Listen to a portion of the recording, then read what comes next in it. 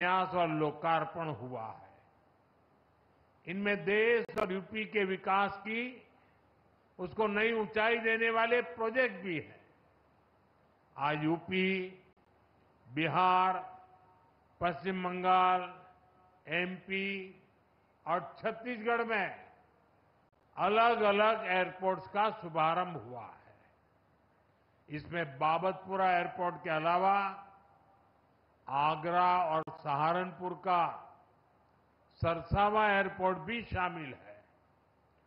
कुल मिलाकर देखें तो आज शिक्षा, कौशल विकास, खेल, स्वास्थ्य, पर्यटन, हर सेक्टर के प्रोजेक्ट्स बनारस को मिले हैं। ये सारे प्रोजेक्ट्स सुविधा के साथ साथ हमारे नौजवानों के लिए रोजगार के अनेक नए अवसर भी लेकर आए हैं। यहां तो सारनाथ है, भगवान बुद्ध की उपदेश भूमि है। कुछ दिन पहले ही मैं अधिधम्म महोत्सव में सम्मिलित हुआ था। आज मुझे सारनाथ के विकास से जुड़ी करोड़ों रुपए की परियोजनाओं का लोकार्पण करने का भी अवसर मिला है। और आप तो जानते हैं, कुछ समय पहले हमने कुछ भाषाओं को शास्त्रीय भाषा के रूप में मान्यता दी। उसमें पाली और प्राकृत भाषाएं भी है और पाली भाषा का सारनाथ से विशेष नाता है, काशी से विशेष नाता है, प्राकृत भाषा का भी विशेष नाता है और इसलिए उसका शास्त्रीय भाषा के रूप में गौरव प्राप्त होना ये हम सबके लिए गौरव का विषय है। मैं विकास की इन सभी परियोजनाओं के लिए आप सब मेरे काशीवासियों को और देश के सभी नागरिकों को बहुत बहुत बधाई देता हूं। साथियों, आपने मुझे जब लगातार तीसरी बार सेवा करने का आदेश दिया था, तब मैंने 3 गुना गति से काम करने की बात कही थी। अभी सरकार को बने 125 दिन भी नहीं हुए हैं। इतने कम समय में ही देश में 15 लाख करोड़ रुपए से अधिक की योजनाओं, परियोजनाओं पर हम काम शुरू कर चुके हैं। इसमें से ज्यादातर बजट गरीबों, किसानों और नौजवानों के नाम पर रहा है। आप सोचिए, 10 साल पहले तक सरकार के लाखों करोड़ रुपयों के घोटालों की चर्चा अखबारों में छाई रहती थी। बातचीत का मुद्दा ही लाखों करोड़ों का घोटाला होता था। आज सिर्फ 125 दिन में ही 15 लाख करोड़ रुपए का काम शुरू होने की चर्चा घर घर में हो रही है। यही तो वो बदलाव है जो देश चाहता है। जनता का पैसा जनता पर खर्च हो, देश के विकास पर खर्च हो, पूरी ईमानदारी से खर्च हो, ये हमारी बड़ी प्राथमिकता है। साथियों, बीते 10 सालों में हमने देश में इंफ्रास्ट्रक्चर निर्माण का एक बहुत बड़ा अभियान शुरू किया है और इंफ्रास्ट्रक्चर के इस अभियान के 2 सबसे बड़े लक्ष्य हैं। पहला लक्ष्य निवेश से नागरिकों की सुविधा बढ़ाने की है। दूसरा लक्ष्य निवेश से नौजवानों को नौकरी देने का है। आज देश भर में आधुनिक हाईवे बन रहे हैं, नए नए रूट्स पर रेलवे ट्रैक बिछाए जा रहे हैं, नए नए एयरपोर्ट बन रहे हैं और ये सिर्फ ईंट पत्थर और लोहे सरिया का काम नहीं हो रहा, बल्कि इससे लोगों की सुविधा बढ़ रही है, देश के युवाओं को नौकरियां भी मिल रही है। साथियों, आप देखिए, जब हमने बाबतपुरा एयरपोर्ट वाला हाईवे बनाया, एयरपोर्ट पर आधुनिक सुविधाएं बढ़ाई, तो क्या फायदा सिर्फ आने जाने वालों को मिला? नहीं, इससे बनारस के कितने ही लोगों को रोजगार मिला। इससे खेती, उद्योग और पर्यटन तीनों को बल मिला। आज बनारस आने वाले लोगों की संख्या तेजी से बढ़ी है। कोई घूमने के लिए आ रहा है, कोई व्यापार के लिए आ रहा है और इसमें फायदा आपका हो रहा है। इसलिए अब जब बाबतपुर हवाई अड्डे का और विस्तार होगा तो आपको और ज्यादा फायदा होगा। आज इस पर काम भी शुरू हो गया है। ये काम जब पूरा हो जाएगा तो यहां ज्यादा विमान उतर पाएंगे। साथियों, आधुनिक इंफ्रास्ट्रक्चर के इस महायज्ञ में हमारे एयरपोर्ट्स, उनकी शानदार इमारतें, आधुनिक से आधुनिक सुविधाएं आज दुनिया भर में चर्चा का विषय है। 2014 में हमारे देश में सिर्फ 70 एयरपोर्ट थे और नायडू जी ने अभी विस्तार से उसका वर्णन किया। आज 150 से ज्यादा एयरपोर्ट है और जो पुराने एयरपोर्ट है, हम उन्हें भी रिनोवेट कर रहे हैं। पिछले साल देश में 1 दर्जन से अधिक एयरपोर्ट पर नई सुविधाओं का निर्माण हुआ, मतलब हर महीने एक। इनमें अलीगढ़, मुरादाबाद, श्रावस्ती और चित्रकूट एयरपोर्ट भी शामिल है। अयोध्या भी एक भव्य इंटरनेशनल एयरपोर्ट हर रोज राम भक्तों का स्वागत कर रहा है। आप जरा सोचिए, वो भी दिन थे जब यूपी को खस्ताहाल सड़कों के लिए ताने दिए जाते थे। आज यूपी की पहचान एक्सप्रेसवे राज्य के रूप में हुआ है। आज यूपी की पहचान सबसे अधिक इंटरनेशनल एयरपोर्ट वाले राज्य की है। नोएडा के जेवर में भी जल्द ही एक भव्य इंटरनेशनल एयरपोर्ट बनकर तैयार होने जा रहा है। यूपी की इस प्रगति के लिए मैं योगी जी, केशव प्रसाद मौर्य जी, ब्रिजेश पाठक जी, उनकी पूरी टीम की सराहना करता हूं। साथियों, बनारस का सांसद होने के नाते भी जब यहां की प्रगति देखता हूं तो संतोष होता है। काशी को शहरी विकास की मॉडल सिटी बनाने का सपना तो हम सभी ने साथ मिलकर देखा है। एक ऐसा शहर जहां विकास भी हो रहा है और विरासत भी संरक्षित हो रही है। आज काशी की पहचान बाबा विश्वनाथ के भव्य और दिव्य धाम से होती है।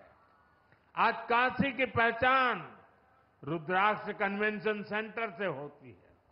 आज काशी की पहचान रिंग रोड और गंजारी स्टेडियम जैसे इंफ्रास्ट्रक्चर प्रोजेक्ट से होती है।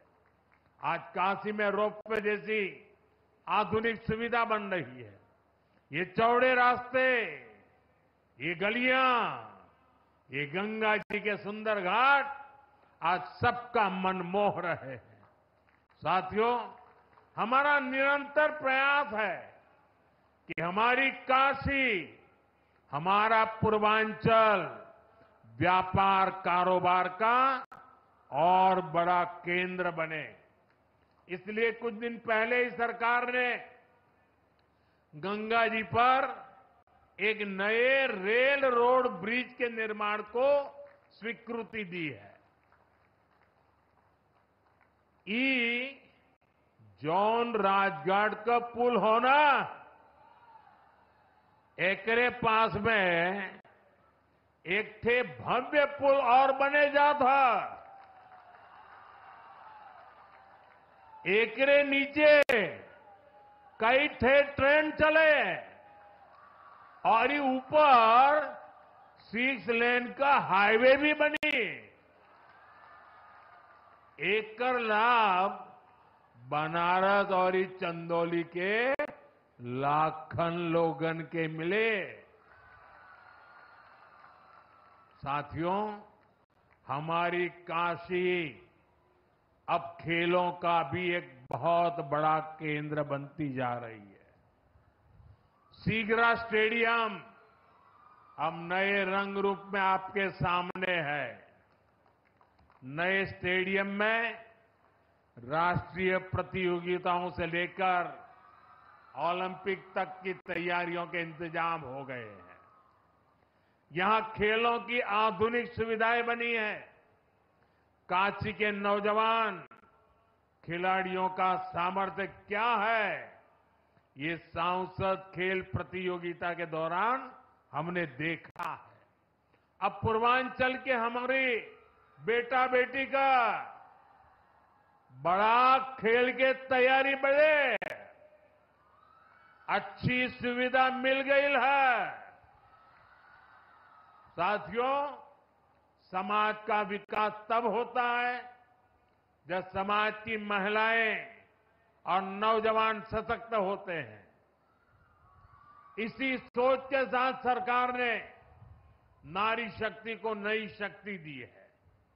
करोड़ों महिलाओं को मुद्रा लोन देकर उन्हें व्यापार करने की सहूलियत दी गई है।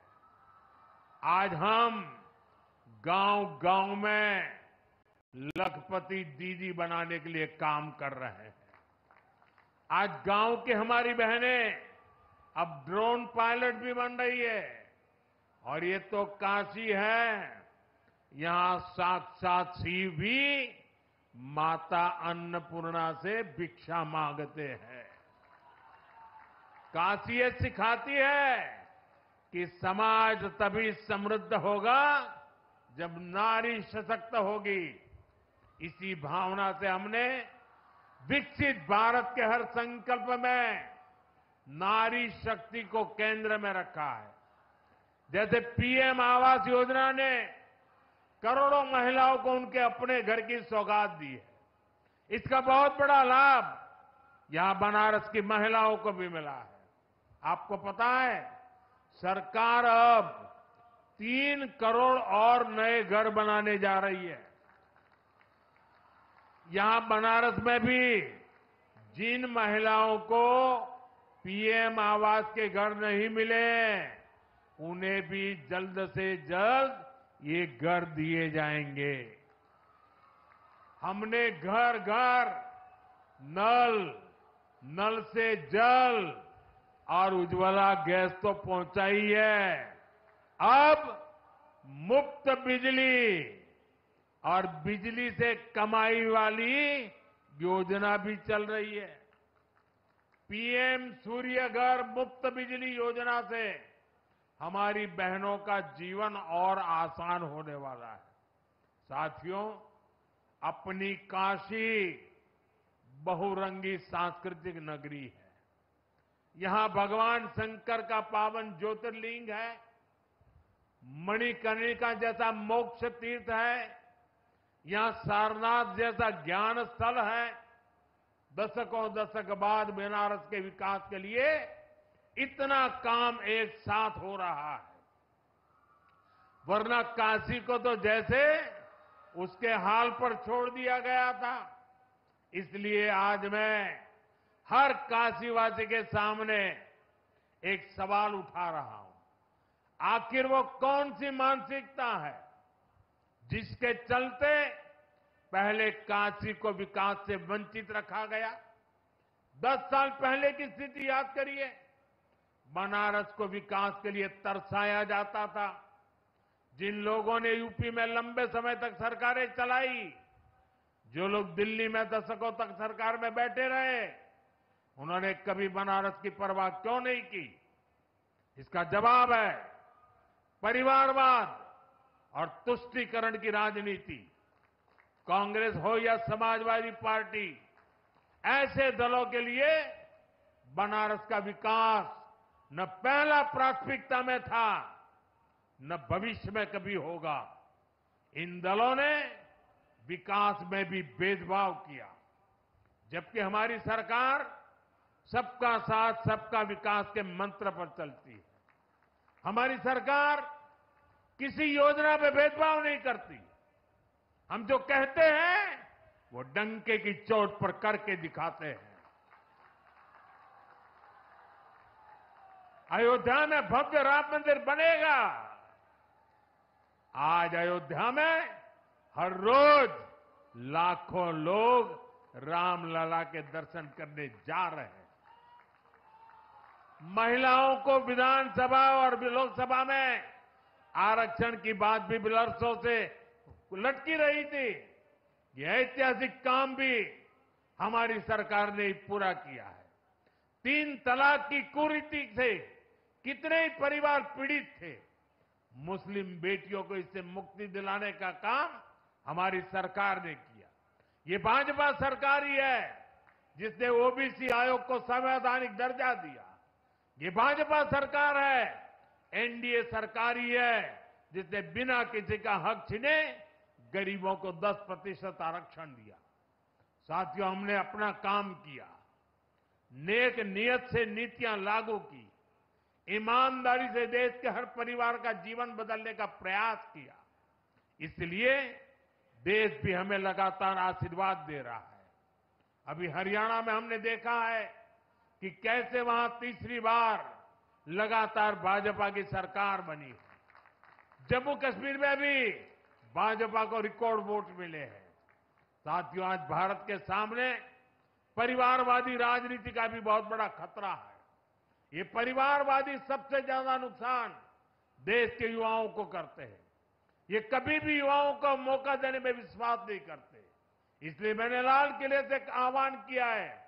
मैं देश के 1 लाख ऐसे नौजवानों को राजनीति में लाऊंगा जिनके परिवार का राजनीति से कोई लेना देना नहीं है।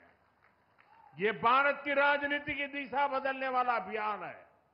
ये भ्रष्टाचार और परिवारवादी मानसिकता को मिटाने का अभियान है। ये काशी के उत्तर प्रदेश के नौजवानों से भी कहूंगा कि आप खुले मन से नई राजनीति की धुरी बने। काशी का सांसद होने के नाते मैं यहां के नौजवानों को ज्यादा से ज्यादा आगे लाने के लिए प्रतिबद्ध हूं। साथियों, काशी का ये मंच एक बार फिर पूरे देश के नए विकास प्रतिमानों का आरंभ स्थल बना है। काशी एक बार फिर राष्ट्र को नई गति देने का साक्षी बनी है। मैं एक बार फिर आज के विकास कार्यक्रम से जुड़े सभी राज्यों को, सभी माननीय गवर्नर्स को, सभी माननीय मुख्यमंत्रियों को और काशी के लोगों को, देशवासियों को बहुत बहुत बधाई देता हूं। मेरे साथ बोलिए, नमः पार्वती पतये हर हर महादेव।